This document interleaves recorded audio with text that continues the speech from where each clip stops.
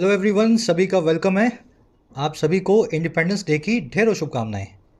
आज की क्लास को शुरू करेंगे 15 अगस्त की सुबह के सेकंड एडिटोरियल के साथ द हिंदू के कंटेंशियस क्राइटेरिया इसका टाइटल है।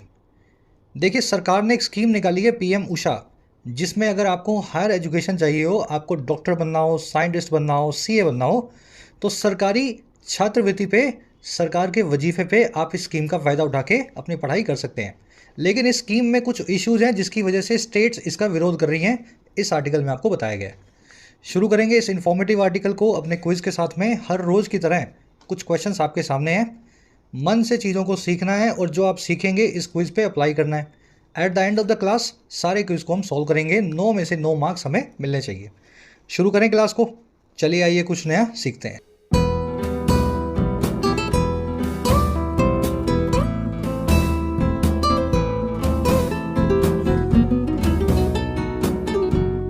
चैनल को सब्सक्राइब जरूर से कर लेना जो बच्चे क्लास में नए आए हैं। वाईडी की वेबसाइट भी लॉन्च हो चुकी है, फ्री ऑफ कॉस्ट है सभी के लिए। yourenglishtutor.in कमेंट सेक्शन में इसका लिंक रखा है, जाके यहाँ पे एक्सप्लोर करें वेबसाइट को। डेली आपको क्विज मिलता है, डाउट सॉल्विंग फैसिलिटी मिलती है free of cost, fix preposition, idioms, phrases और फ्री क्रैश कोर्स, सबका फ़ायदा आप ले सकते हैं। चलिए, कह रहा है जी कंटेंशियस क्राइटेरिया। देखिए, क्राइटेरिया का मतलब होता है कसौटी, मापदंड। कंटेंशियस का मतलब होता है जिसमें कंटेंशन हो, कंट्रोवर्सी हो या झगड़ा हो।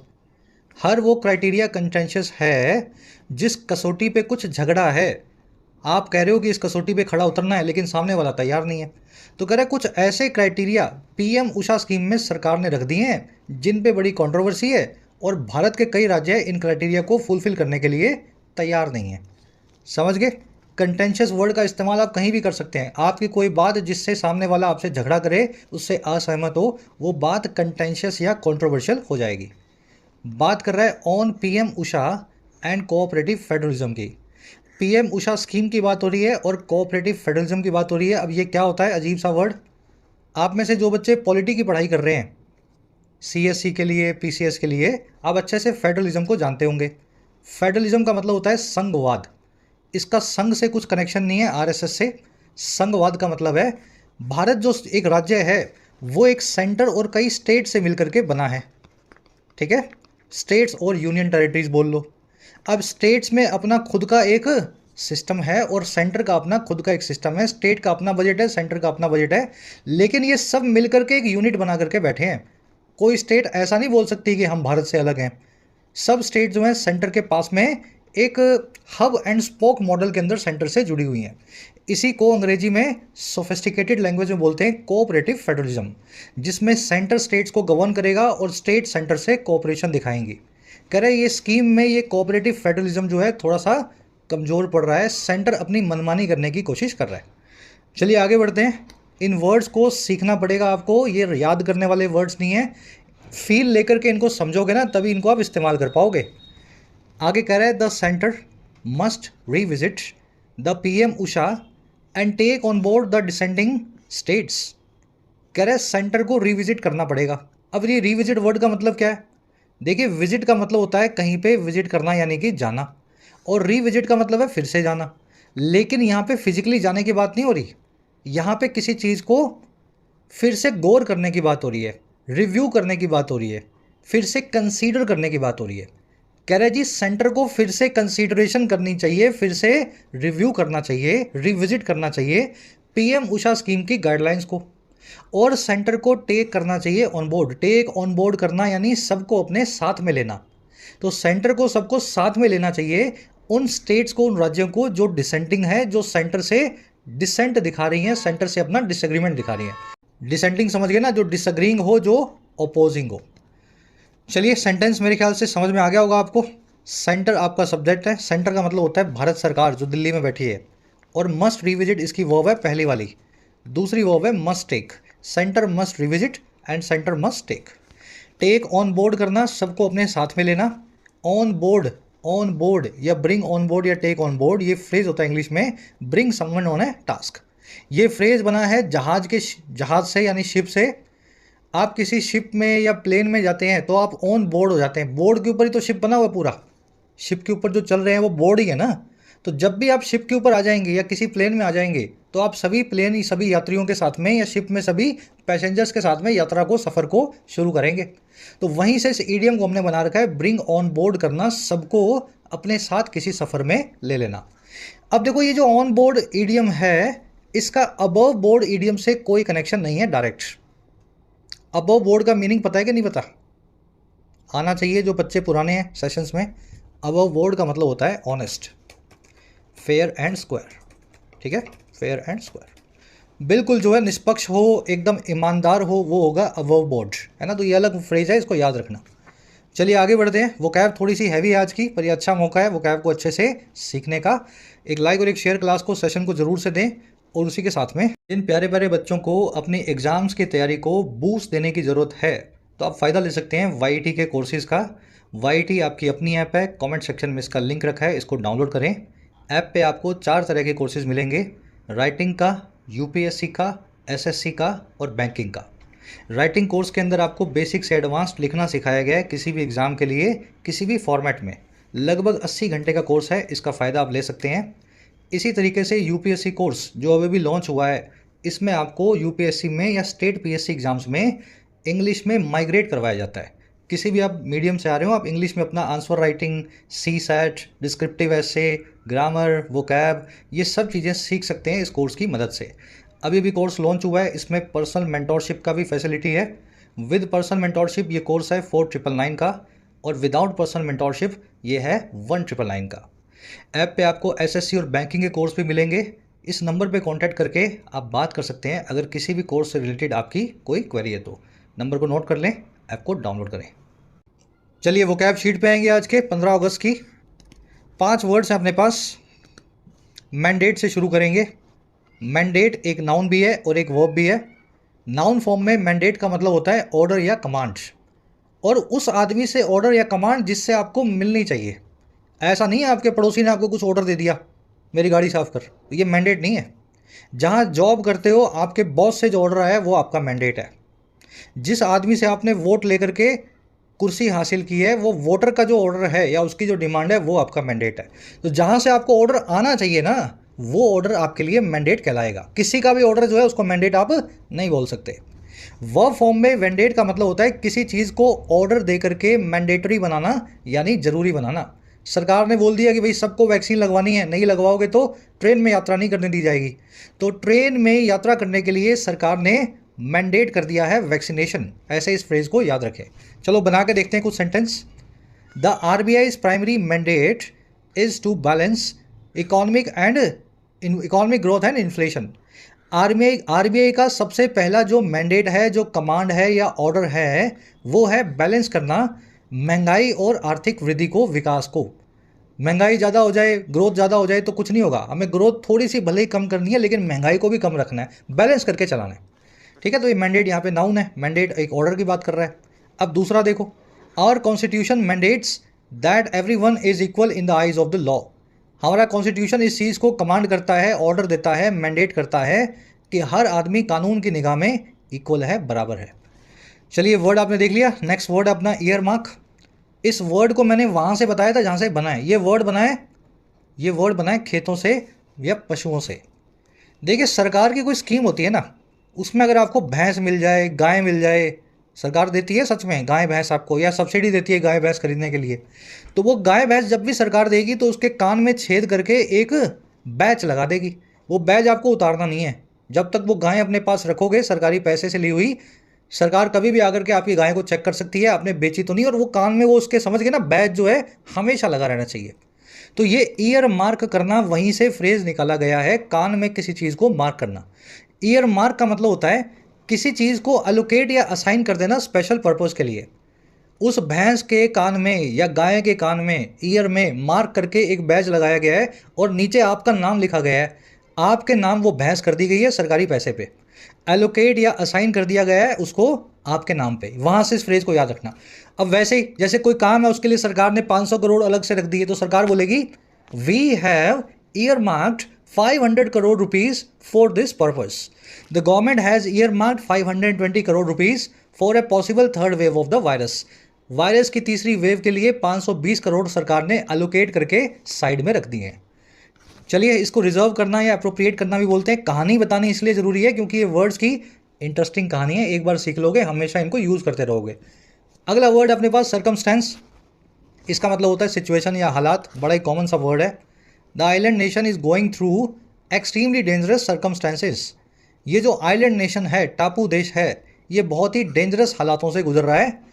ये सेंटेंस हमने बनाया था श्रीलंका के लिए, जब श्रीलंका जो है बैंकरप्ट हो गया था। इसको कॉन्टेक्स्ट भी बोलते हैं। आप ये सर्कमस्टेंस नाम का वर्ड आर्टिकल में देखेंगे। चलिए, दो वर्ड्स और हैं। प्रूडेंस। देखिए, प्रूडेंस का मतलब होता है समझदारी या बुद्धिमानी, सावधानी या carefulness. The old man calmed a violent crowd with his prudence. बूढ़े आदमी ने शांत कर दिया एक हिंसक भीड़ को, वॉयलेंट क्राउड को, अपनी विजडम से, बुद्धिमानी से, समझदारी से, प्रूडेंस से। याद रहेगा वर्ड प्रूडेंस। प्रूडेंस से ही आप एक वर्ड बनाते हैं अंग्रेजी में प्रूडेंट, एडजेक्टिव फॉर्म में। प्रूडेंस का मतलब है समझदारी, यानी कि नाउन। प्रूडेंट का मतलब है समझदार, बुद्धिमान, यानी कि एडजेक्टिव। ठीक है, नाउन एडजेक्टिव का खेल है। इसको जुडिशियसनेस भी बोलते हैं, समझदारी को डिस्क्रिशन भी बोलते हैं। You will see the adjective form of this word in the article today. Prudent को आप आर्टिकल में देखेंगे। लास्ट वर्ड है अपना आज का इसेंस। इसेंस का मतलब आप समझते हैं सार, किसी चीज़ का सत्व, उसके अंदर की मेन जो पॉइंट्स है ना, वो कहलाती है उसकी essence. Photographs are a tool to capture the essence of a situation. Photos जो होती हैं वो एक जरिया है, एक उपकरण है, टूल है किसी भी सिचुएशन के सार को कैप्चर करने का। फोटो खींच लो, बाद में 50 साल 20 साल बाद देखोगे वो सिचुएशन आपको फिर से याद आने लगेगी, तो उस सिचुएशन की इसेंस को आपने कैप्चर कर लिया। इसेंस या सार को क्रक्स भी बोलते हैं, जिस्ट भी बोलते हैं, और एक बहुत ही प्यारा सा फ्रेज है इसके लिए, निटी ग्रिटी।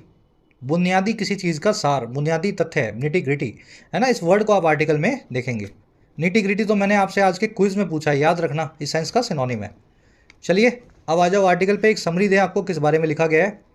देखिए, आपने सुना होगा नेशनल एजुकेशन पॉलिसी को बनाया गया था 2020 में, जिसके अंदर कुछ ऐसे प्रावधान रखे गए थे जिनको कई स्टेट्स ने अपनाने से मना बोला था। अब ये पॉलिसी आज भी कई स्टेट्स में, खासकर सदर्न इंडिया में, पॉलिसी अप्लाई नहीं की गई है।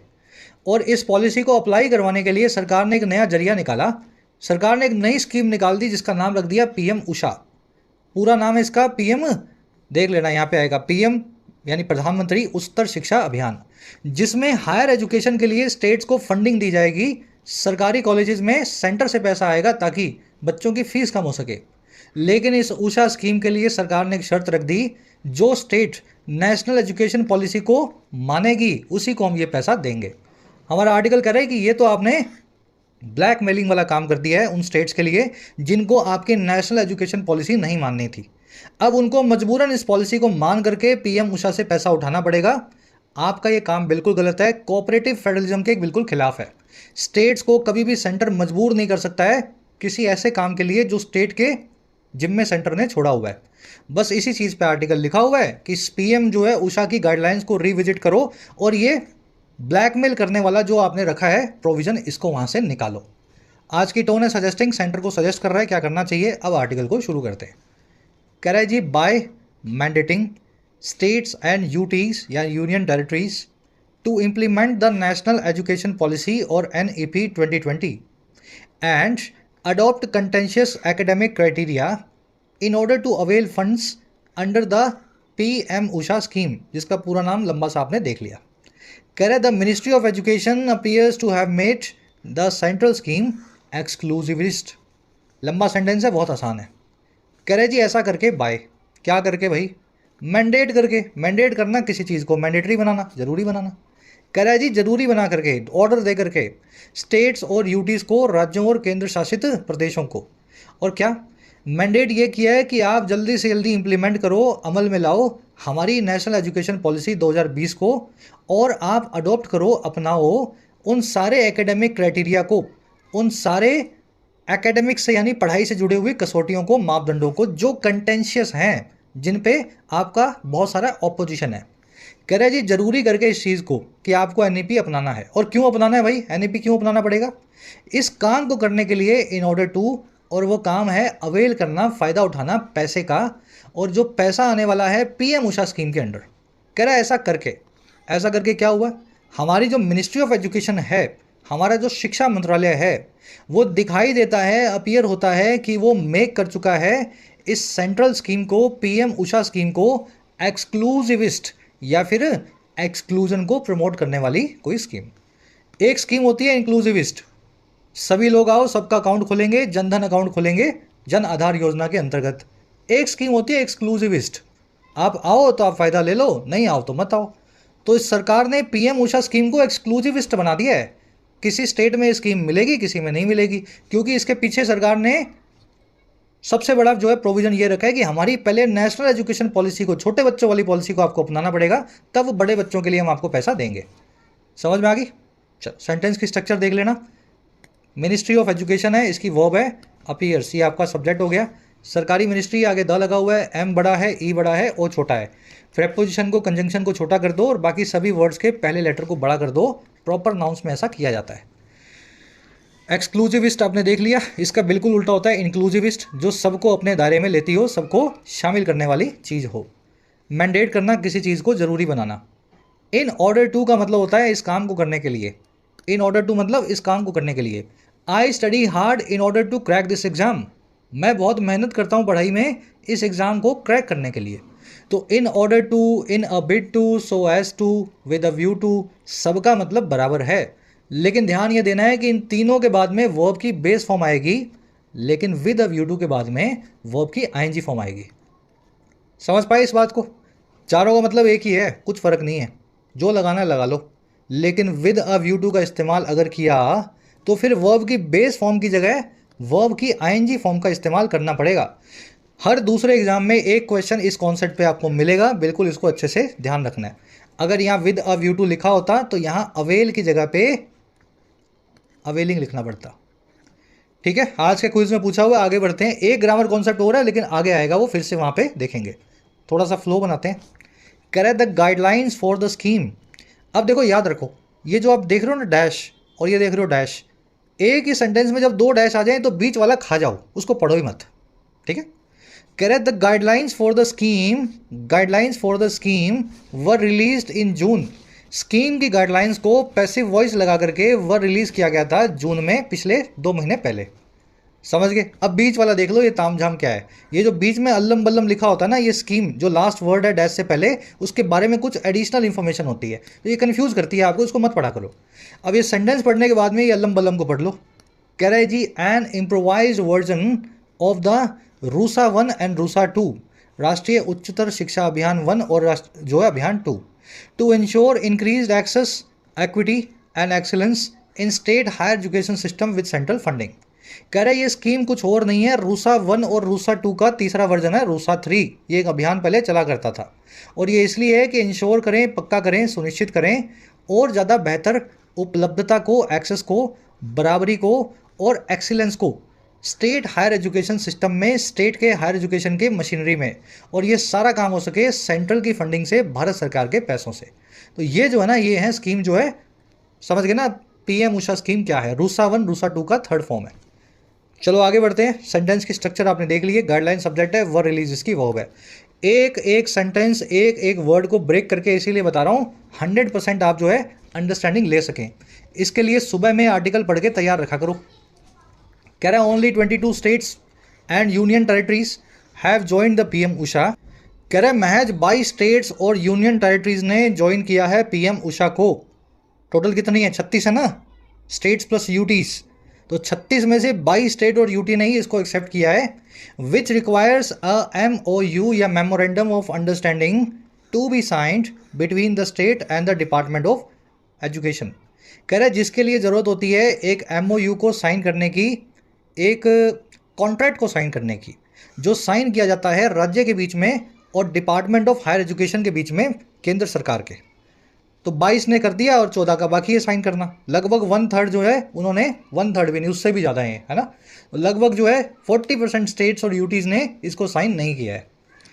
चलिए, स्टेट्स और यूटीज़ की वर्ब है हैव जॉइंट। विच आया है पीएम उषा के लिए, इसकी वर्ब है रिक्वायर्स। इसमें कुछ देखने वाला था। चलो, एक बहुत ही प्यारा कॉन्सेप्ट पूछ रहा हूँ और जल्दबाजी में जवाब मत करना, जवाब छोटा सा कमेंट्स में डाल देना। MOU मैंने आपको बता दिया, एक कॉन्ट्रैक्ट को बोलते हैं मेमोरेंडम ऑफ अंडरस्टैंडिंग। इसको आसान भाषा में ऐसे ही लिखा जाता है MOU। ठीक है, आज इसकी फुल फॉर्म लिखी हुई है। मान लीजिए अगर मैं यहाँ पे इसको काट के MOU लिख दूँ तो इस आर्टिकल में क्या बदलाव आएगा? आर्टिकल में क्या बदलाव आएगा? जिनके बेसिक्स क्लियर हैं, एक भी लड़के और लड़कियाँ गलत नहीं होना चाहिए, कमेंट्स में डालो। MOU का अगर शॉर्ट फॉर्म यहाँ पे लिख दूँ तो इस आर्टिकल में क्या बदलाव लाना पड़ेगा? चलो आगे बढ़ते हैं। कुछ बच्चे मुझे बोलते हैं सर बता दिया करो।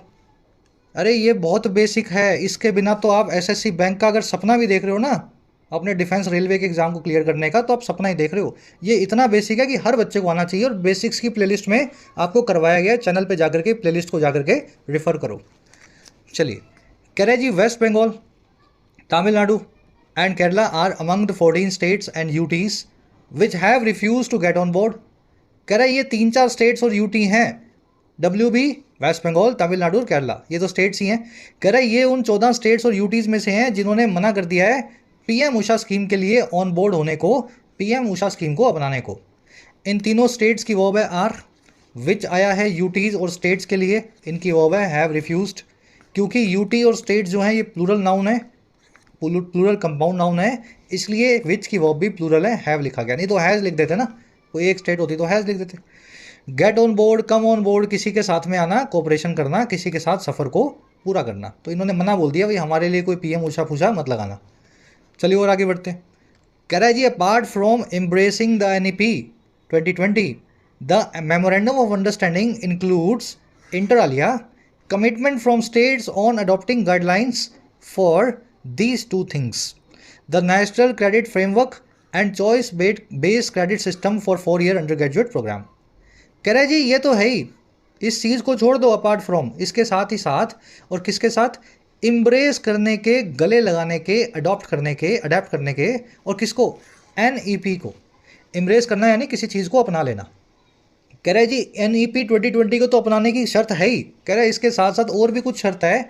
कह रहा है जो MOU है, जो ये कॉन्ट्रैक्ट है जो सेंटर कर रहा है स्टेट्स के साथ में, कह रहा है ये MOU जो है ये इंक्लूड करता है, इसमें शामिल है, एक सेकेंड रुकना, MOU को मैं ग्रीन कर दूँ।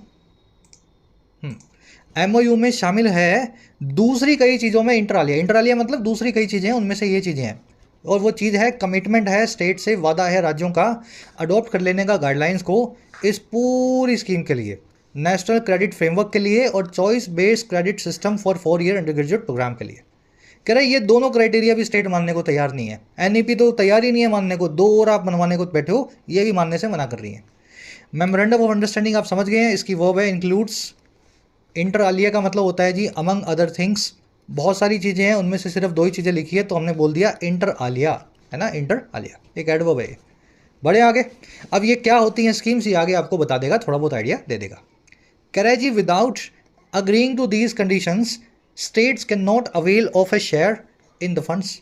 कह रहा है इन सारी स्टेट्स जो है कंडीशंस को माने बिना स्टेट जो है अवेल ही नहीं कर सकती, फ़ायदा नहीं उठा सकती अपने हिस्से का इन फंड्स में, सरकारी पैसों में। और फंड्स कितना है? कह रहा है N outlay of ₹12,926.10 crore between 23-24 and 2025-26। कह रहा है और ये जो फंड्स हैं ये आउटले है, ये एक बहुत बड़ा खर्चा है या बहुत बड़ा पैसे का निधि है। आउटले का मतलब क्या होता है? एक्सपेंडिचर, या पैसा जो एक्सपेंडिचर करने के लिए आपने रख दिया है। कह रहा है खर्चे का पैसा है इतने हज़ार करोड़ का 3 सालों के दौरान, 23-24 से 25-26 के दौरान। और कह रहे जो ईयर मार्क्ड है, जो एलोकेट कर दिया गया है, जिसके कान में बैच डाल करके साइड में रख दिया गया है, जो है इम्प्रूव करने के लिए स्टेट रन हायर एजुकेशन जो है कॉलेजेस को, स्टेट के द्वारा चलाए जा रहे उच्च शिक्षा के इंस्टीट्यूशंस को।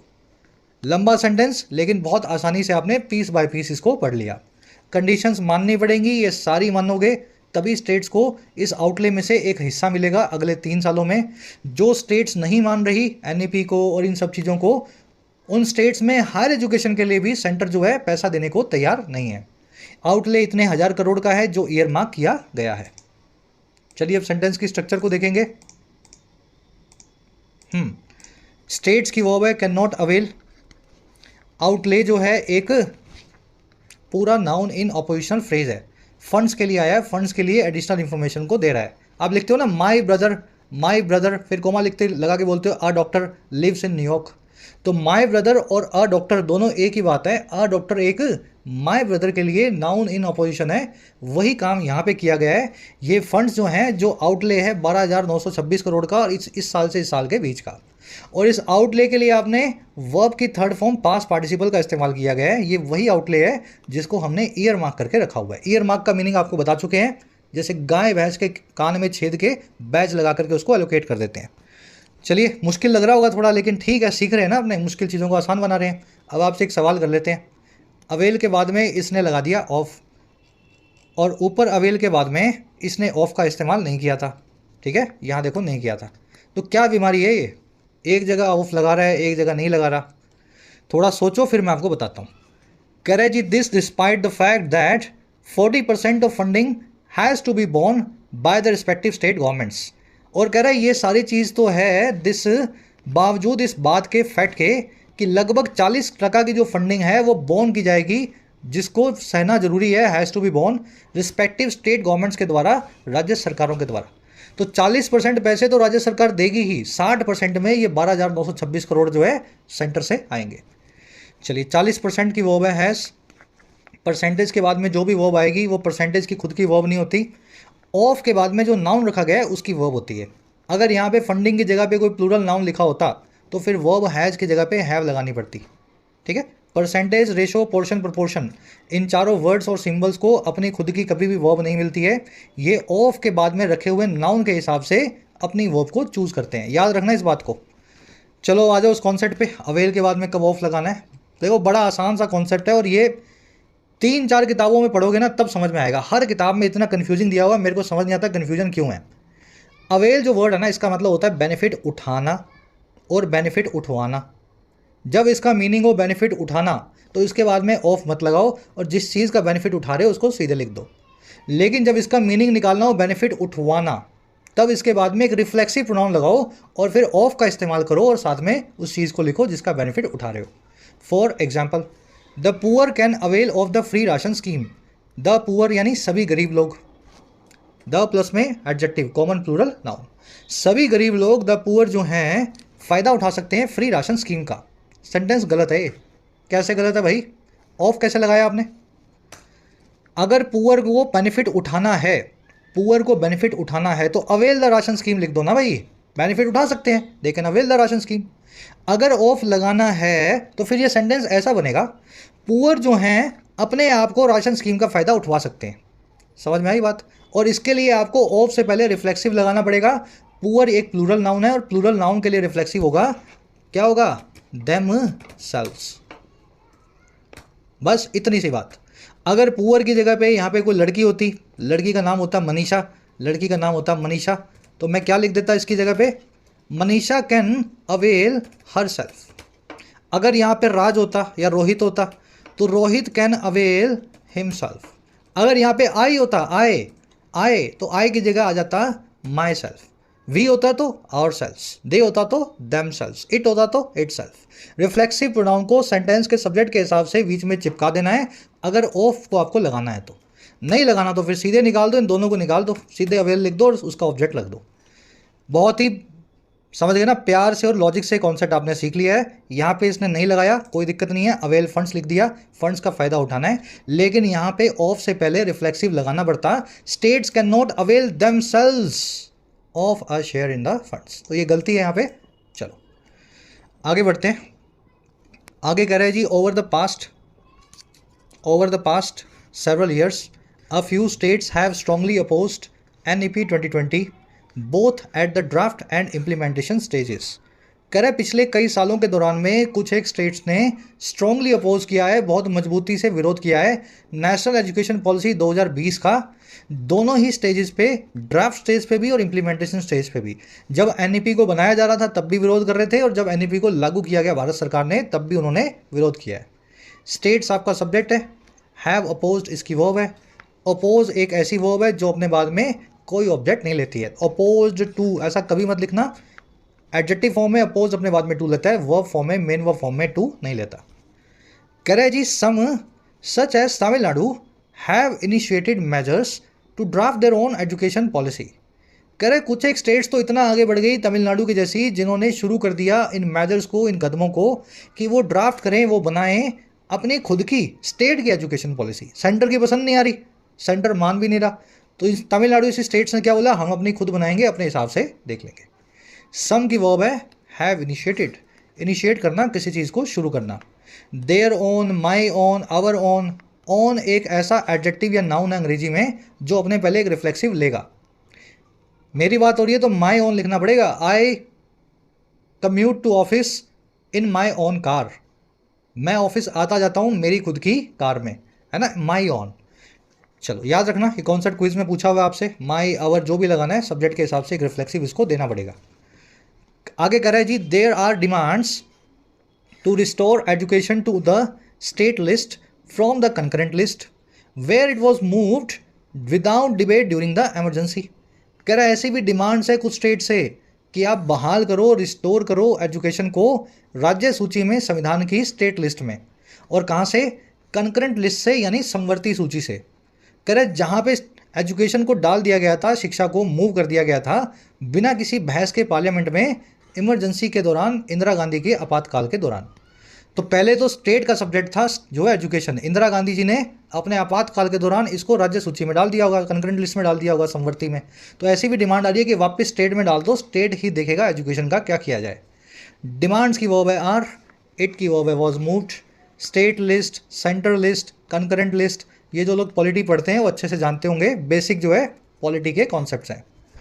कह रहा है जी, against this backdrop it would appear that the conditions for PM Usha have been tailored to impose NEP 20 through the back door। कह रहे इस पूरे बैकड्रॉप में देखें, इस पूरे परिदृश्य में देखें, सिनेरियो में देखें, तो ऐसा आपको लगेगा, इट वुड अपीयर, आपको दिखाई देगा कि जो कंडीशंस हैं, हालात हैं PM जो है उषा के लिए, जो टेलर किए गए हैं। कह रहा है जिसके लिए PM उषा को बनाया गया है। कह रहा है जो हालात हैं और क्यों बनाया गया कि इम्पोज किया जा सके 2020 को, NEP 2020 को बैक डोर के जरिए, यानी पीछे के रास्ते के जरिए। तो आपको देख के ही लगेगा कि PM उषा को बनाया इसलिए कि जो लोग NEP नहीं मान रहे थे वो NEP लगा दें। मेन जो आपका इंटेंशन तो ये है, इन 14-15 स्टेट्स में NEP लगवाएं कैसे भी करके। PM उषा तो आपका एक बहाना है, समझ गए। इट की वर्ब है वुड अपीयर, कंडीशंस की वर्ब है हैव बीन टेलर्ड। टेलर करना, किसी चीज़ को अपने हिसाब से ढालना। टेलर क्या करता है, शर्ट आपके लिए जो बड़ी हो जाती है, छोटी हो जाती है, तो उसको काट छाट के आपके साइज़ की कर देता है ना। तो PM उषा को भी ऐसे ही मॉडिफाई या कस्टमाइज़ किया गया है कि सेंटर अपनी बात को मनवा सके। चलिए, कह रहे the scheme also requires adoption of multiple entry and exit options in degree programmes and national higher education qualification framework guidelines. कह रहे स्कीम जो है ये रिक्वायर करती है एक और चीज़ को, ये ज़रूरी बनाती है एक और गाइडलाइन को, और वो है अडॉप्शन करने का, अमल में लाने का या अपनाने का मल्टीपल एंट्री और एग्जिट ऑप्शंस को डिग्री प्रोग्राम्स में, और एक national higher education qualification framework की गाइडलाइंस को। तो PM उषा के लिए ये दोनों गाइडलाइन भी स्टेट्स को अपनानी पड़ेंगी। स्कीम की वर्ब रिक्वायर्स। कह रहे this when academic stakeholders and administrators have expressed serious concerns about the multiple entry and exit options. कह रहा और ये सब तब हो रहा है जब एकेडमिक स्टेक होल्डर्स जो हैं, जो विद्वान हैं एकेडमिक्स में, और जो एडमिनिस्ट्रेटर्स हैं, जो कॉलेज के एडमिनिस्ट्रेशन में काम करते हैं, उन्होंने अपनी गहरी चिंताओं को भी जता चुके हैं, वो एक्सप्रेस कर चुके हैं चिंताओं को मल्टीपल एंट्री और एग्जिट ऑप्शंस को लेकर के, इस स्कीम को लेकर के। और कैसे? Possibly triggering more dropouts from the higher education system. कह रहे संभावित तौर पे ट्रिगर करते हुए इस स्कीम के और ज़्यादा ड्रॉप आउट्स को, और ज़्यादा पढ़ाई के छोड़ने के काम को हायर एजुकेशन सिस्टम से। तो ये मल्टीपल एंट्री और एग्जिट ऑप्शन अपने को पता नहीं है क्या होता है, थोड़ा सर्च डालना नेट पे।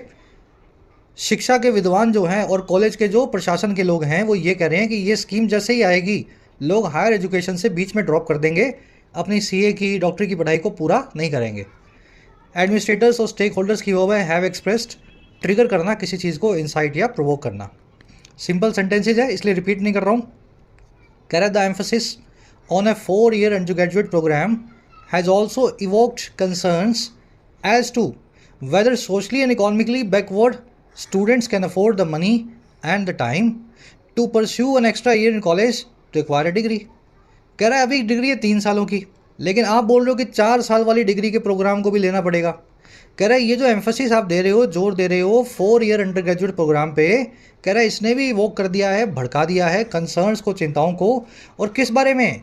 एज टू बारे में या रिगार्डिंग, हाँ या ना, वेदर सामाजिक और आर्थिक तौर पे जो पिछड़े बच्चे हैं वो अफोर्ड कर सकते हैं या नहीं कर सकते, सह सकते हैं या नहीं सह सकते, उस पैसे और टाइम की बर्डन को जो परस्यू करने में होगी एक एक्स्ट्रा ईयर को कॉलेज में डिग्री को लेने के लिए। तो अभी डिग्री है 3 सालों की, फिर हो जाएगी 4 सालों की।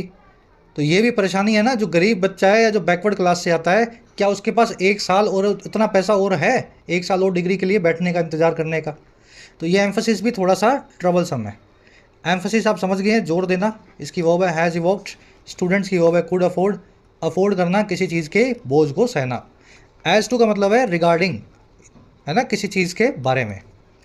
कह रहा है जी besides even a state supporting the NEP 2020, Meghalaya has called for a revisit of the funding criteria and an increase in the number of beneficiary units.